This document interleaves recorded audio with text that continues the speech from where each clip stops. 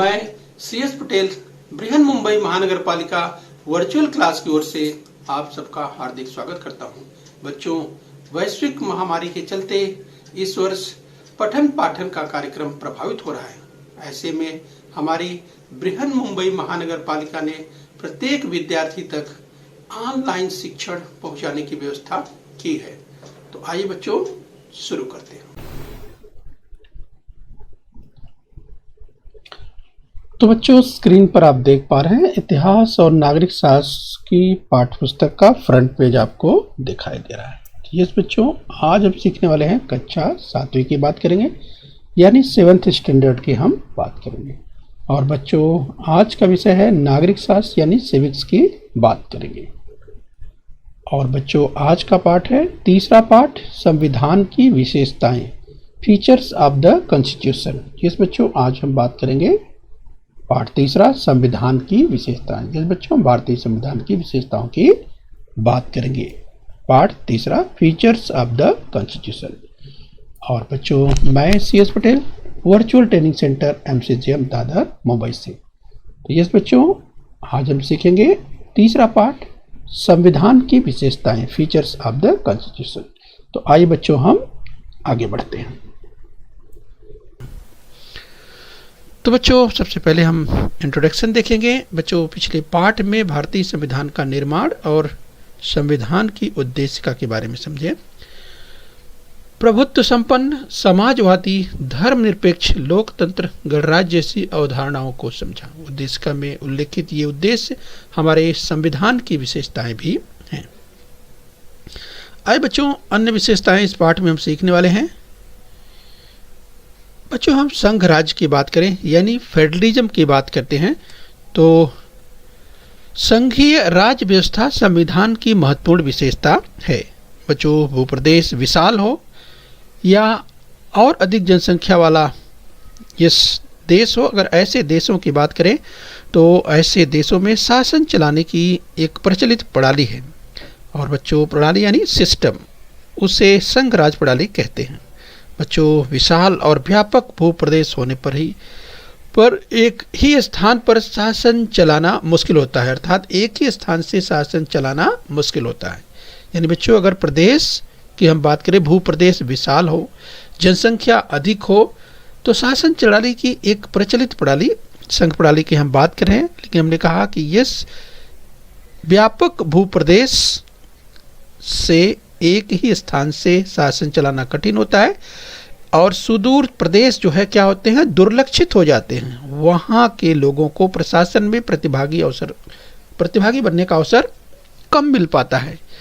तो अतः ऐसे में बच्चों, संघ राज्य में 2 स्तरों पर शासन की संस्थाएं होती हैं।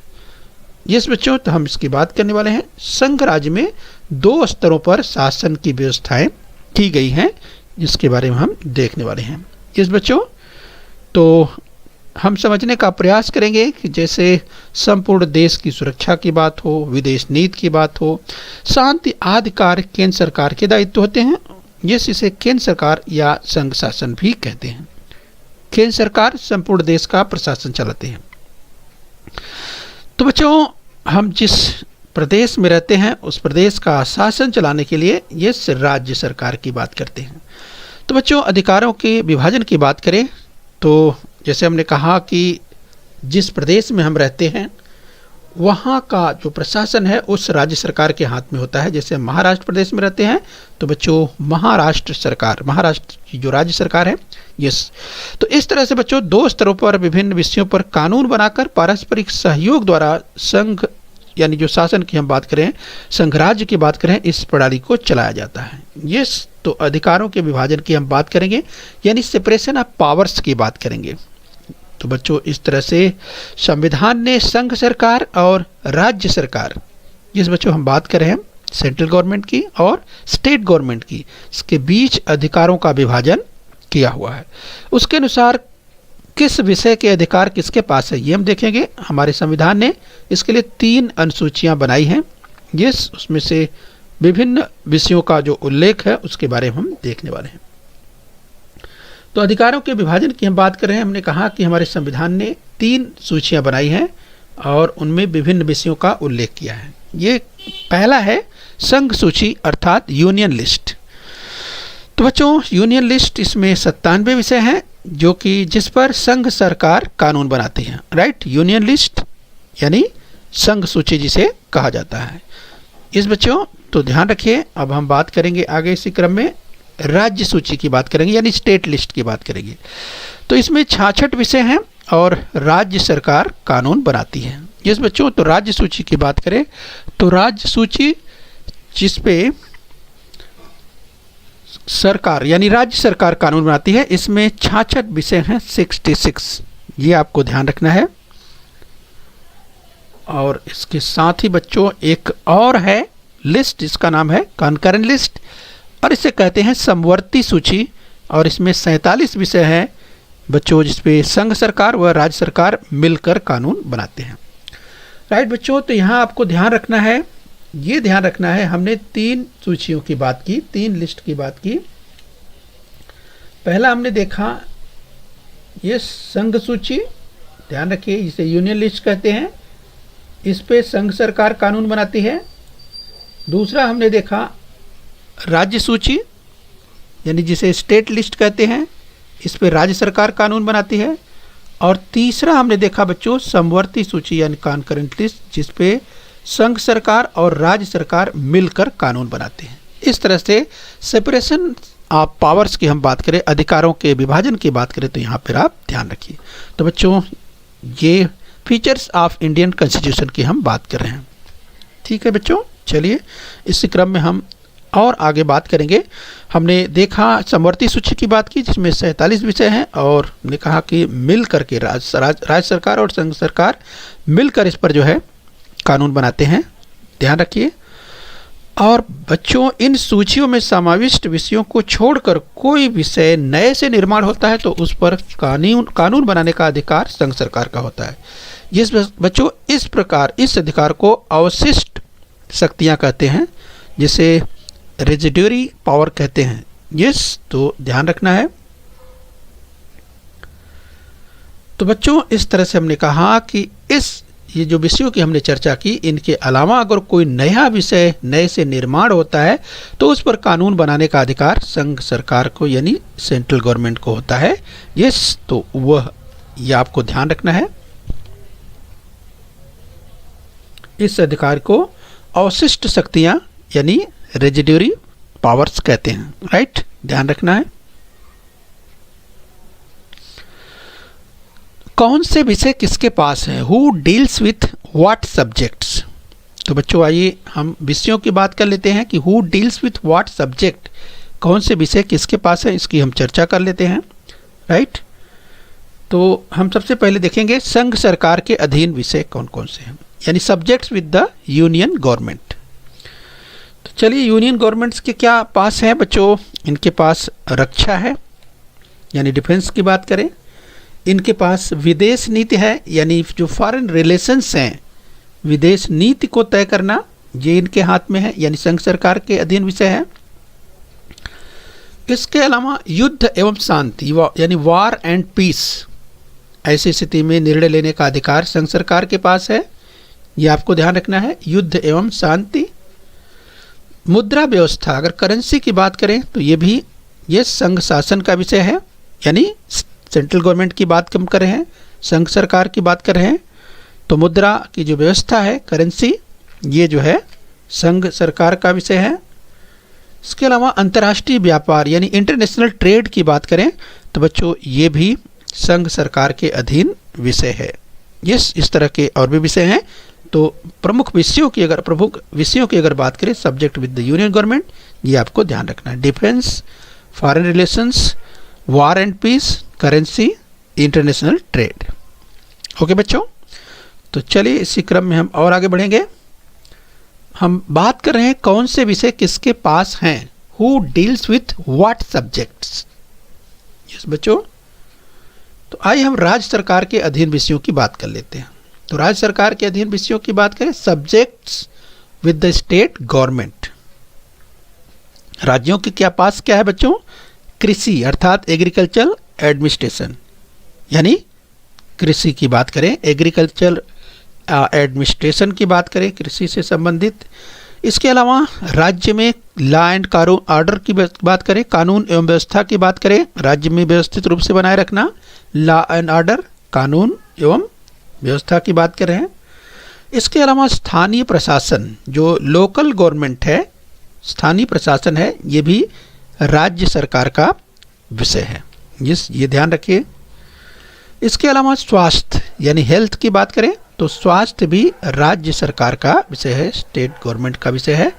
तो चलिए ध्यान रखिए, हम बात कर रहे हैं स्वास्थ्य। इसके अलावा कारागार प्रशासन यानी प्रिजन की बात करें, यस, तो कारागार प्रशासन ये प्रमुख हैं। इस तरह से जो है कि ये सब राज्य सरकार के अधीन विषय हैं, यानी subjects with the state government. Yes बच्चों, तो ये ध्यान रखिए। तो हम देख रहे हैं who deals with what subjects, यानी कौन से विषय किसके पास है, इसकी हम चर्चा कर रहे हैं। तो चलिए बच्चों, इसी क्रम में कौन से विषय किसके पास हैं, who deals with what subjects देखेंगे। दोनों सरकारों के संयुक्त अधीन में विषय यानी subjects with both the government, यानी यूनियन गवर्नमेंट की बात करें और स्टेट गवर्नमेंट की बात करें, केंद्र सरकार और राज्य सरकार मिल करके जो कानून बनाते हैं उनकी हम बात कर लेते हैं। यस, उसमें कौन कौन से विषय हैं, तो उनके विषय है रोजगार यानी एम्प्लॉयमेंट की बात करते हैं। तो रोजगार जो विषय है बच्चों, इस पे दोनों ही अर्थात सेंट्रल गवर्नमेंट और स्टेट गवर्नमेंट मिलकर काम करते हैं, ये ध्यान रखना है। इसके साथ साथ पर्यावरण एनवायरनमेंट की बात करें, यस, तो एनवायरनमेंट भी ऐसा विषय है जिसपे केंद्र सरकार और राज्य सरकार मिल करके कार्य करते हैं। यस, तो ध्यान रखिए। इसके अलावा आर्थिक एवं सामाजिक नियोजन, यस बच्चों, आर्थिक और सामाजिक जो नियोजन है ये भी केंद्र सरकार और राज्य सरकार मिल करके इस पर कानून बनाते हैं। व्यक्तिगत कानून, अगर व्यक्तिगत कानून की बात करें तो इस पे भी यस बच्चों, कानून बनाने का अधिकार केंद्र सरकार और राज्य सरकार के पास, यानी दोनों का संयुक्त, यानी दोनों मिल करके इस पे कार्य करते हैं। यस बच्चों, तो और इसके अलावा अगर शिक्षा की बात करें तो शिक्षा भी इसमें शामिल है, राइट, दोनों सरकारों के संयुक्त अधीन जो एजुकेशन है ये भी शामिल है। बच्चों, अगर संघ शासित प्रदेश की बात करें तो भारत सरकार में संघ सरकार, इस बच्चों 29 राज्य सरकारें और 7 संघ शासित प्रदेश, यानी बच्चों स्टेट गवर्नमेंट की, स्टेट की बात करें 29 स्टेट्स और 7 संघ शासित प्रदेश। तो बच्चों ये आपकी पाठ्यपुस्तक में लिखा हुआ है, राइट। तो चलिए आपको जो अगर परिवर्तन की बात करें, जो परिवर्तन हुआ है, यस, तो आपको सोचना है कि क्या परिवर्तन हुआ है। अगर कुछ परिवर्तन होता है, कुछ ऐड करना है, राइट, तो चलिए आपको प्रयास करना है इसके लिए और सर्च करके कोशिश करना है। तो ये कृति आपको खुद करना है। यस बच्चों, तो ध्यान रखिए, इस संदर्भ में आपको प्रयास करना है। तो चलिए हम 29 राज्यों की लिस्ट आपको दिखा देते हैं, स्क्रीन पर आप देख सकते हैं। अरुणाचल प्रदेश, यस, आंध्र प्रदेश, अरुणाचल प्रदेश, आसाम से लेकर के वेस्ट बंगाल, उसकी राजधानी यानी जो कैपिटल्स हैं उनके नाम के साथ स्क्रीन पर आप देख पा रहे हैं। यस बच्चों, तो ये आपको ध्यान रखना है। इसके साथ ही अगर हम आपको यस यहाँ पे दिखाएं तो संघ शासित प्रदेशों की बात करें तो स्क्रीन पर ये आप देख पा रहे हैं, right. Andaman and Nicobar island, Chandigarh, Dadra Nagar Haveli, Daman Diu, Lakshadweep, Delhi national capital territory, right, ध्यान रखिए, नेशनल कैपिटल टेरिटरी, और एक है पुदुचेरी जिसे पांडिचेरी भी कहते हैं। यस बच्चों, तो इस तरह से बच्चों आपको ध्यान रखना है। इस क्रम में बच्चों हम केंद्रीय सरकार द्वारा प्रत्याभूत गारंटीड द सेंट्रल गवर्नमेंट, अगर प्रचलित नोट की बात करें तो स्क्रीन पर आप देख सकते हैं। यस, केंद्रीय सरकार द्वारा प्रत्याभूत, यहाँ पर स्क्रीन पर आप देख सकते हैं, guaranteed by the central government. तो बच्चों यहाँ पर देखिए, करेंसी की अगर बात करें तो यहाँ पर आप देख सकते हैं उन पर केंद्रीय सरकार द्वारा प्रत्याभूत इस तरह से लिखा रहता है। यस, यानी बच्चों यहाँ पर जिसकी हम बात कर रहे हैं, ये देखिए लिखा हुआ है केंद्रीय सरकार द्वारा प्रत्याभूत। इस तरह से बच्चों इस जो करेंसी की अगर बात करें तो इस पर लिखा रहता है। इसका अर्थ ये होता है बच्चों कि ये जो अगर जारी करने की बात है बच्चों, तो ये संघ सरकार के द्वारा, केंद्रीय सरकार के द्वारा इसे जारी किया जाता है।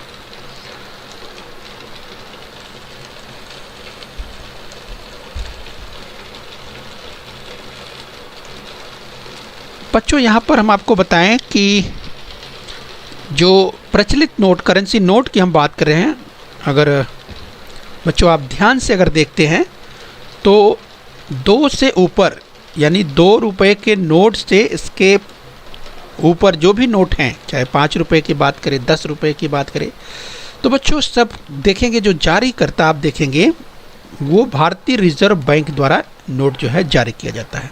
ये यहाँ लिखा रहता है भारतीय रिजर्व बैंक। लेकिन बच्चों अगर 1 रुपये की नोट हो तो वो देखेंगे तो उस पर जो है बच्चों वो आप देखेंगे तो गवर्नमेंट ऑफ इंडिया, भारत सरकार के द्वारा जारी होता है। यस, और उस पर जो हस्ताक्षर होता है बच्चों, ये देखिए किसका होता है, ध्यान से देखिए, यस, वित्त मंत्रालय के सचिव का होता है, राइट। और बाकी पर आप देखेंगे बच्चों 2 रुपये की नोट है या उसके ऊपर, तो आप देखेंगे किसके हस्ताक्षर होता है, जो रिजर्व बैंक के गवर्नर होते हैं, ये उनका हस्ताक्षर होता है। ये बच्चों ये थोड़ा सा अंतर है, आप ध्यान रखिए यहाँ पे, राइट। तो 1 रुपये को छोड़कर बाकी सभी नोट पर आप देखेंगे ये तो दिखा रहेगा भारतीय रिजर्व बैंक, भारतीय रिजर्व बैंक, सभी पर आप देखेंगे भारतीय रिजर्व लिखा रहेगा, चाहे 500 की नोट हो चाहे 2000, ये सब पे जो रिजर्व बैंक के गवर्नर होते हैं उनका हस्ताक्षर होता है, केवल 1 रुपये की नोट छोड़कर, राइट। तो ये अंतर बच्चों आप ध्यान रखिए, क्योंकि 1 रुपये भारत सरकार द्वारा जारी होता है और उस पर जो हस्ताक्षर होता है वो ये सचिव का होता है, जो कि वित्त सचिव। इस बच्चों तो ये थोड़ा अंतर है, वो ध्यान रखिए। बच्चों महाराष्ट्र पुलिसकर्मी के कंधे पर लगे बिल्ले पर महाराष्ट्र पुलिस, ये आप देखते हैं, तो बच्चों ये महाराष्ट्र पुलिस, देखिए बोध चिन्ह आपको बाईं ओर दिखाई दे रहा है, यस। तो बच्चों आपने देखा होगा और आपने ये भी देखा होगा, जैसे अगर भारतीय रेल की बात करें, यस, तो भारतीय रेल का लोगो भी आपने देखा होगा। इसके अलावा एसटी परिवहन की बात करें, उसे भी आपने देखा होगा, यस, यहाँ भी हम देख लेते हैं। तो इसका अर्थ यह है कि हमारे देश में 2 स्तरों पर सरकारें हैं, एक भारत सरकार और दूसरी राज्य सरकार। यस बच्चों, जो जैसे महाराष्ट्र सरकार, कर्नाटक सरकार, केरल सरकार, यस, तो इस प्रकार से राज्य सरकारों की हम बात करते हैं, यस। तो ये हमें ध्यान रखना है। तो इसका अर्थ यही है कि हमारे देश में 2 स्तरों पर सरकारें कार्य करती हैं, एक भारत सरकार और दूसरी राज्य सरकार, जैसे महाराष्ट्र सरकार और कर्नाटक सरकार, इस तरह से राज्यों की हम बात कर रहे हैं। यहाँ पर कुछ उदाहरण स्क्रीन पर हैं, आप देख सकते हैं। ये सब एसटी की बात करें, महाराष्ट्र राज्य परिवहन आप देख पा रहे हैं, ऊपर स्टेट ट्रांसपोर्ट एसटी की बस है वो आप देख पा रहे हैं। लेकिन जहाँ बाईं और बच्चों अगर इसकी बात करें तो ये आप देख सकते हैं इंडियन रेलवेज, भारतीय रेल, राइट। तो ये भारतीय रेल का जो लोगो है ये आप देख पा रहे हैं, तो ये सेंट्रल गवर्नमेंट अर्थात केंद्र सरकार के अधीन, और जहाँ पर ये आप देख पा रहे हैं स्टेट ट्रांसपोर्ट की बात करें, राइट बच्चों, ये राज्य सरकार के अधीन। तो ये आपको ध्यान रखना है। तो बच्चों इंडियन पार्लियामेंट, अगर भारतीय संसद की बात करें, भारत के लिए जो नियम और कानून बनाए जाते हैं बच्चों, यही बनाए जाते हैं भारतीय संसद में, जो स्क्रीन पर आप देख पा रहे हैं। ये नई दिल्ली में है भारतीय संसद, जो स्क्रीन पर देख पा रहे हैं। अब हम देखें संसदीय कार्यप्रणाली की बात करें बच्चों, पार्लियामेंट्री सिस्टम ऑफ गवर्नमेंट की इसकी हम बात करते हैं। तो बच्चों भारतीय संविधान में संसदीय शासन प्रणाली को लेकर प्रावधान निश्चित किए गए हैं। संसद अर्थात विधायिका को निर्णय लेने के सर्वोच्च अधिकार दिए गए हैं। तो बच्चों हम बात कर रहे हैं संसदीय शासन प्रणाली की। अभी आपने सुना कि किस तरीके से जो अधिकार दिए गए हैं।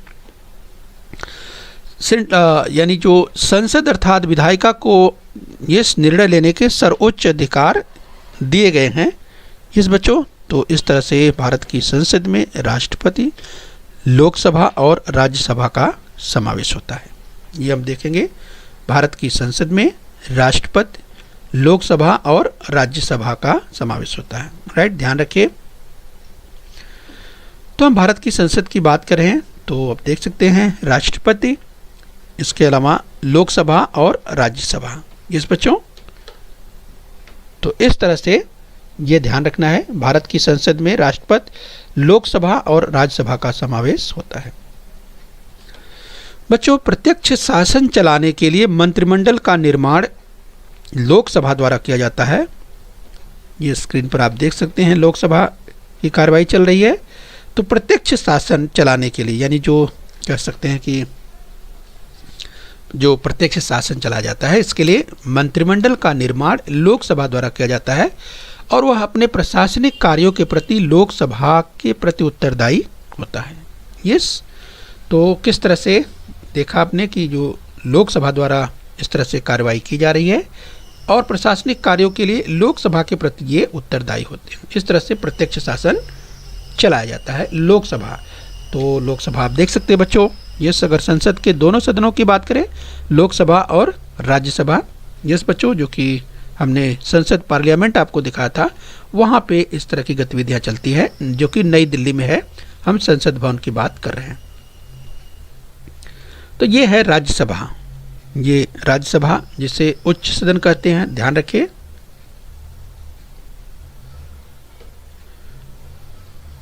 तो बच्चों, स्क्रीन पर आप देख पा रहे हैं, बाईं ओर जो आप देख पा रहे हैं बच्चों, ये पुराना मानचित्र, यस, जो स्क्रीन पर आप देख पा रहे हैं हमारे भारत देश का ये पुराना मानचित्र।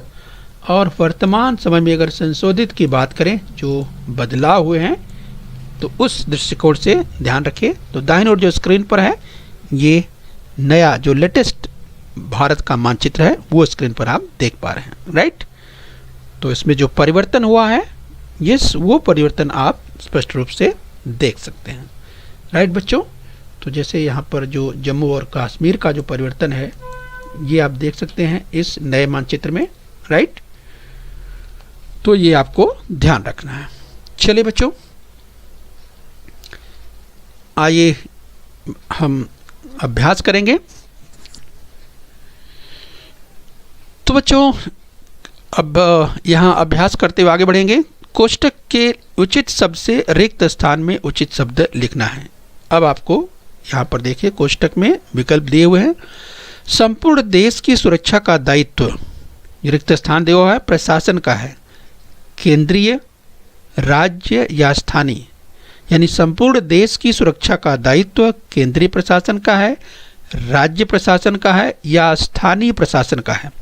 तो बच्चों, आपको याद आ गया होगा, आप अपना उत्तर टैली करिए। यस, तो सही उत्तर है केंद्रीय। क्या आपको भरना है? केंद्रीय।